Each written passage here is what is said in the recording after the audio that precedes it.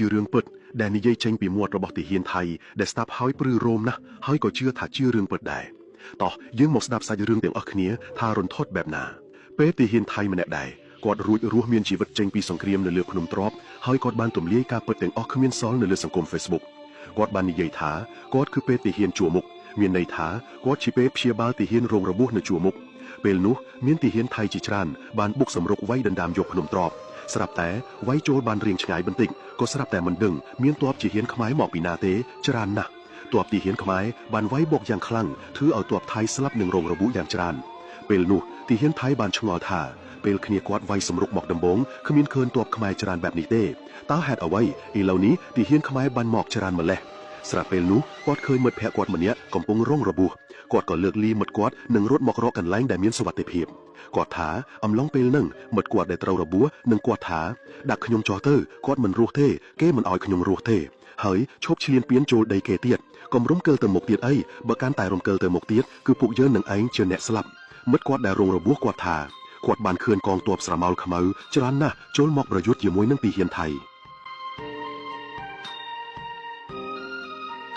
ហើយថាបានឃើញសាកសពទាហានខ្លួនទាំងនោះដេកដួលស្លាប់ពីពេញទឹកដីតែម្ដងយើងមិនអាចធ្វើអីទៅស្រមោលខ្មៅនោះបានទេឆាប់ដកថយបើមិនចង់ស្លាប់ហើយបានបន្ថែមទៀតថារាល់សាកសពទាំងអស់នឹងមិនមាននរណាម្នាក់យកសាកសពទាំងអស់នឹងឬក៏មិនមានសាច់ញាតិបងប្អូនដឹងពីសាកសពរបស់ទាហានថៃដែលស្លាប់នោះបានទេឬអាចនិយាយបានថាគ្មានអ្នកណាម្នាក់យកសាកសពទៅធ្វើបុណ្យបានទេនឹងคล้ายទៅជាចំណីសត្វត្មាតសត្វព្រៃសត្វខ្លានៅក្នុងនឹងតែម្ដងហើយគាត់ក៏បញ្ជាក់ទៀតថាទាហានខ្មែរយើងនឹងគឺមានភាពអង់អាចក្លាហានមានឆន្ទៈខ្ពស់នៅក្នុងការការពារបូរណភាពទឹកដីរបស់គេណាអញ្ចឹងកុំឈ្លានពានចូលដីគេកុំរំកិលទៅមុខទៀតព្រោះកាលណាកាន់តែរំកិលទៀតថានឹងមិនមានជីវិតចេញរត់ឬរត់រួចខ្លួនឡើយពេលនោះមិត្តគាត់ក៏ដាច់ខ្យល់ស្លាប់បាត់ទៅគាត់នឹងគ្នាគាត់ក៏ដកថយមកជំរុំវិញពេលនោះហើយដែលកម្ពុជាដណ្ដើមទឹកដីភ្នំទ្របមកកាន់កាប់ពេញសិទ្ធលើសពីនេះទៅទៀតបន្ទាប់ពីបរាជ័យវាយយកភ្នំទ្របហើយគុនឡងបានពី3ថ្ងៃប៉ុណ្ណោះស្រាប់មានប្រលឹងវិញ្ញាណខ្មោចទាហានថៃជាច្រើនបានទៅរកញាក់ផ្ទះផងបានទៅឡងទាហាននៅក្នុងជំរំផងជាពិសេសបានទៅឡងលោកភូមិភាគ2ទៀតធ្វើឲ្យភាគ2បានទៅនិមន្តលោកមកសូត្រមន្តចាត់ដបវត្តឯណោះតោះបើយើងភ្ជាប់នៃរឿងទាំងពីរនេះទៅគឺសាច់រឿងភ្ជាប់គ្នាល្អណាស់មានន័យថាទាហានថៃដែលនិយាយក្នុង Facebook នោះគឺនិយាយការពិត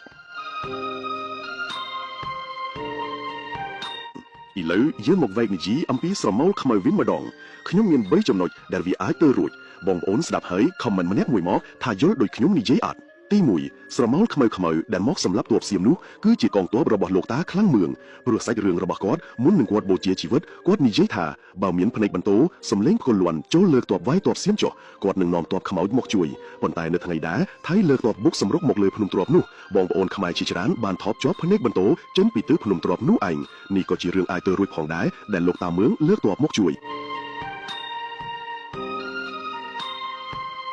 ទី2ស្រមោលខ្មៅនោះក៏ចេញពីមុនអាគមដែលគេបានដាក់នៅលើភ្នំនោះមានន័យថាទ័ពថៃត្រូវជាប់អាថ័ន្តនៅលើភ្នំទ្របនោះដែលដាក់ដោយបុព្វបុរសខ្មែរយើងពីចំនួនមុនដូចជាអាថ័ន្តវង្វេងអាថ័ន្តបិទភ្នែកជាដើមបងប្អូនមានចាំអត់ទាហានម្នាក់ដែលរួមមានជីវិតនិយាយថាពេលបុកវាយសម្រុកដំបងឃើញទ័ពខ្មែរតិចតួចទេស្រាប់តែមកដល់លើភ្នំមានទ័ពខ្មែរជាច្រើនមិនដឹងមកពីណានោះទេច្រើនណាស់ធ្វើឲ្យទ័ពថៃទ័ពមិនជាប់ទេក៏ដកថយទៅវិញទៅត្រង់នេះខ្ញុំគិតថាជាអាថ័ន្តបិទភ្នែកដែលធ្វើឲ្យទាហានថៃមើលឃើញទ័ពខ្មែរតិចឬមើលមិនឃើញទ័ពខ្មែរដែលការពារនៅទីនោះ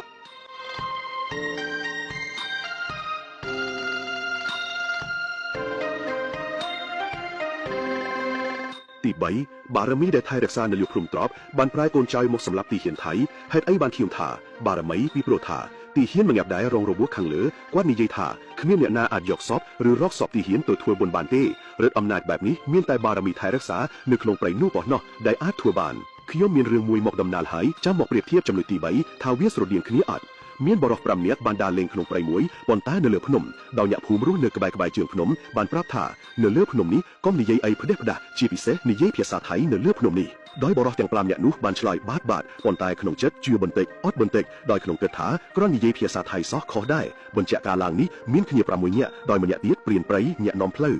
លោកបរិសុទាំង5នាក់នោះបានដើរលើភ្នំនោះយ៉ាងសប្បាយមានថតរូបផងមានលេងទឹកផងលុះពេលល្ងាចឡើងជាពេលត្រូវចុះមកវិញដោយមានបរិសុ2នាក់ដោយមិនជឿថាការនិយាយភាសាថៃធ្វើឲ្យខ្លួនមានបញ្ហានោះក៏និយាយភាសាថៃប៉ុន្តែនិយាយតិចតែប៉ុណ្ណោះ ស្រាប់បរោះទាំង6នាក់នោះរកផ្លូវចេញពីព្រៃនោះអត់ឃើញទេគឺវងវែងដើរមកកន្លែងដដែលទាល់តែព្រានព្រៃនោះសុំខ្មោចបើកព្រៃឬបើកផ្លូវទើបរកផ្លូវចេញឃើញនៅមិនទាន់ចប់ទេពេលមកជើងភ្នំវិញបរោះពីរនាក់ស្រាប់ប្រកែកយ៉ាងខ្លាំងរកដាច់ខ្យល់ទើបមានអ្នកភូមិមកជួយនឹងសាកសួរទៅទើបដឹងរឿងហើយគេសែនសុំខ្មោចទូទៅទើបជាសះស្បើយវិញទៅនេះបញ្ជាក់ថាបារមីក៏ដូចជាបុព្វបុរសខ្មែរមិនចូលចិត្តជនជាតិថៃនោះទេទាំង3ហេតុផលខាងលើនេះខ្ញុំគិតថាជាហេតុផលដ៏ស័ក្តិសមបំផុតដែលវាអាចទៅរួចស្ទើរតែ 70% ព្រោះអភូតហេតុវាដូចទៅនឹងសាច់រឿងដែលខ្ញុំបាននិយាយចុះបងប្អូនយល់ដូចខ្ញុំដែរទេសូមខមមិនខាងក្រោមសរុបសេចក្តីមកទោះសម័យជឿនលឿនទំនើបសម្បូរទៅបច្ចេកវិទ្យាក៏ដោយប៉ុន្តែអភិជំនឿមិនទាន់សាបរលាបទៅណាឡើយជាពិសេសនៅក្នុងព្រៃគឺជាតំបន់មួយដែលមិនអាចលេងសើចនោះព្រោះជាតំបន់របស់គេនៅផ្ទះនៅស្រុកភូមិយើងវាកន្លែងហ្នឹងតំបន់យើងប៉ុន្តែបើដើរនៅព្រៃគឺជាតំបន់គេវិញហើយបើនិយាយមិនស្រួលធ្វើមិនស្រួលច្បាស់ណាស់ជីវិតអ្នកនឹងចោលក្នុងព្រៃនោះឯងជាចុងក្រោយប្រសិនបើមិនជឿសូមកុំប្រមាថ